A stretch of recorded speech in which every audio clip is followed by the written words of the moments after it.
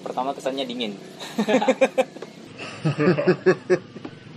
Dan yang kedua pastinya udaranya memang wah betul-betul aslinya istilahnya udara yang murni.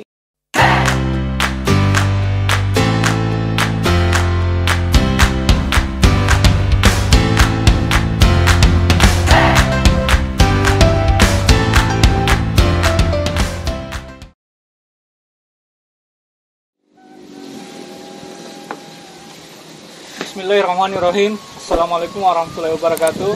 Assalamualaikum. Ya, kembali lagi di channel saya Juid Salgani. Alhamdulillah kita sekarang berada di warkop pertengahan kebun bawang merah yang ada di Entrekang, lebih tepatnya di daerah Sosok. Dan podcast kita kali ini kita kedatangan tamu dari Makassar. Ya, jadi beliau ini merupakan relawan dari Wakaf Al-Quran. Jadi ini sangat menarik buat saya. Kenapa saya memanggil beliau untuk kita tanya-tanya seperti apa itu relawan Wakaf Al-Quran.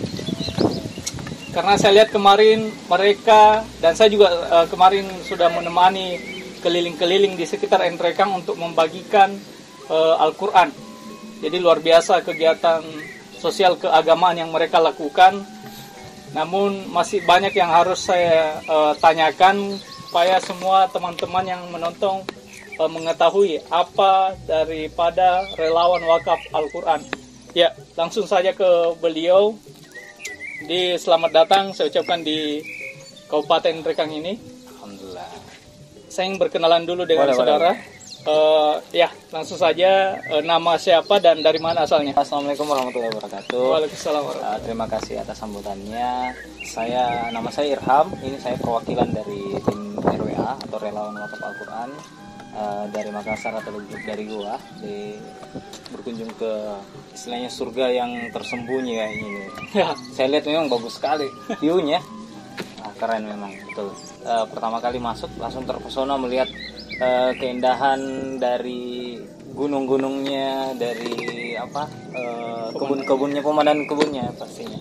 Saya ingin tahu sebenarnya relawan Wakaf Al-Quran ini, kalau kita dengar namanya Wakaf Al-Quran berarti kan sudah pasti bayangan kita adalah pembagian atau sumbangan berupa bentuk Al-Quran.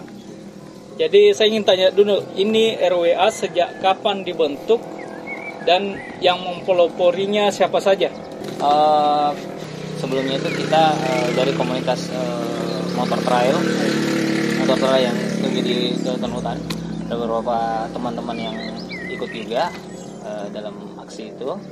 Nah, di dalam jalur itu kami melihat ada beberapa pondok pesantren yang memang butuh uluran tangan, salah satunya pastinya Al-Quran. Melihat di sana banyak Al-Quran yang lusuh dan yang memang perlu diselamatkan pastinya. Nah, dari situ kami berinisiatif untuk membentuk suatu kelompok atau komunitas, di mana kelompok ini pemerhati yang namanya Al-Quran, di mana tujuan kita untuk agar supaya para penghafal Al-Quran atau santri-santri yang berada di pelosok pastinya di dalam hutan atau gimana itu bisa mendapatkan Al-Quran yang memang layak gitu pastinya. Oh ya, terbentuknya sejak kapan ini RWA? Kalau terbentuknya RWA ini awal terbentuknya mungkin sekitar bulan 2 kalau nggak salah. Bulan 2 tahun 2021 itu saya mengajak teman saya, memang backgroundnya adalah seorang anggota Polri ya. Yang berdinas di Polda Sulawesi Selatan, berinisiatif untuk membuat komunitas ini karena beliau juga memang relawan ya. Dan kelanjutan begitu kami merekrut beberapa anak-anak muda yang mempunyai jiwa atau semangat yang memang tujuannya kenapa kami merangkul anak-anak muda itu supaya karena seperti yang kita lihat banyak anak muda sekarang yang terpengaruh oleh gadget ya, pergaulan bebas lah atau media lah pastinya kan, banyak banyak sisi negatifnya yang bisa merubah perilaku maupun mental anak muda sekarang. Jadi kita harus selamatkan juga itu dengan cara merekrut mereka, merangkul mereka untuk beraksi sosial. Jadi luar biasa niat daripada RWA ini, di samping untuk memang kita niatnya mau mewakafkan Al-Quran, mereka juga merangkul pemuda supaya mereka punya kegiatan yang positif. Jadi bukan hanya kegiatan yang negatif saja, namun lebih kepada positif, dan insya Allah lebih membuat mereka mencintai daripada agama kita, khususnya mencintai Al-Quran. Oke, kemudian target daripada RWA ini untuk wilayah pembagian itu sampai mana saja, dan sudah wilayah apa di mana saja yang sudah dibagikan? Terima kasih. Untuk targetnya kami rencana memang sesuai dengan visi misi kita, yaitu pendistribusian Al-Quran ke daerah pelosok seluruh Nusantara, ya seluruh Indonesia. Untuk target yang telah tercapai, Bulukumba tepatnya di daerah Kajang, di pelosok di sana, pelosok Kajang. Kedua daerah Goa yang tembus perbatasan dengan Sinjai, namanya Tombolapao, ya daerah sana. Terus di Pinrang, Enrekang, Toraja, Bone, Sopeng, Waju. Majene di Sulawesi Barat juga, sama Mamuju.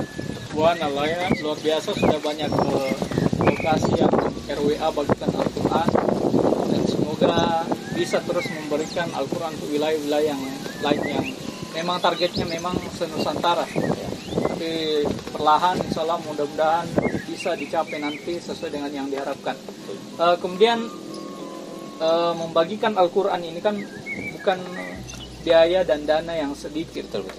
Dan kalau untuk melihat daripada track record kalian membagikan Al-Quran yang luar biasa banyaknya, kalau untuk satu orang yang membiayai itu saya pikir tidak mungkin. Betul. Karena saking banyaknya.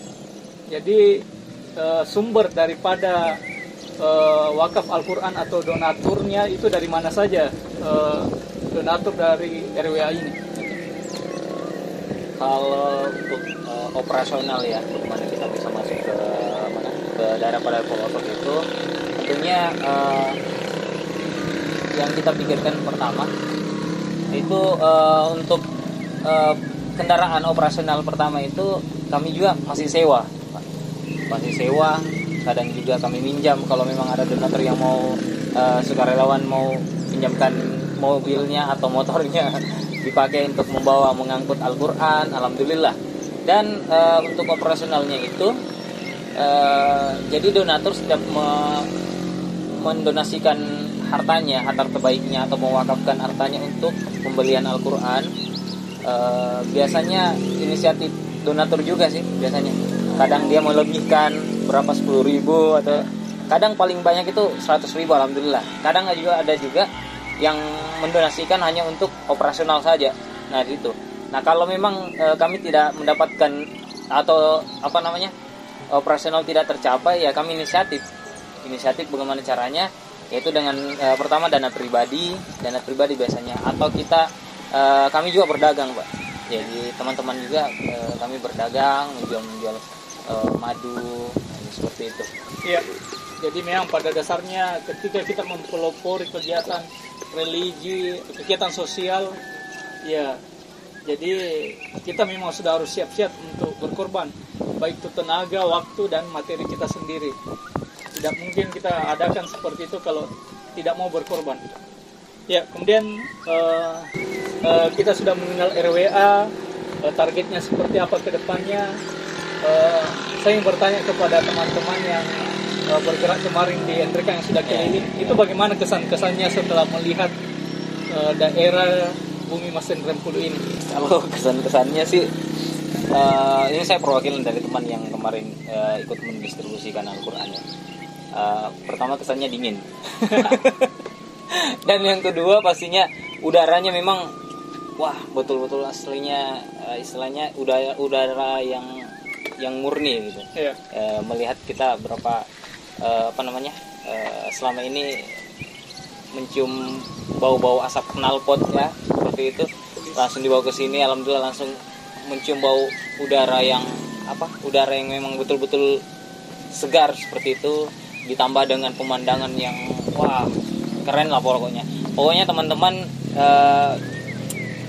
kalau datang ke Nrekang pasti satu kata itu wow gitu pastinya. Terus juga orang-orangnya ramah di sini pasti. Iya, kalau dibilang pemandangan jangan ditanya lagi. Nrekang yang juaranya pemandangan. Dari segi view-nya, orang-orangnya juga begitu, ramah, insya Allah juga menarik. Baik itu gadis-gadisnya dan pemudanya. Sekian podcast kita kali ini. Jadi buat teman-teman yang ingin berwakaf Al-Quran atau menyumbangkan Al-Quran, silakan transfer di rekening di bawah ini. Semoga kedepannya nanti kita akan mendapat syafaat daripada Al-Quran yang kita wakafkan. Amin. Dan kepada teman-teman yang masih menonton, saya ucapkan terima kasih banyak dan mari terus dukung channel ini agar berkembang.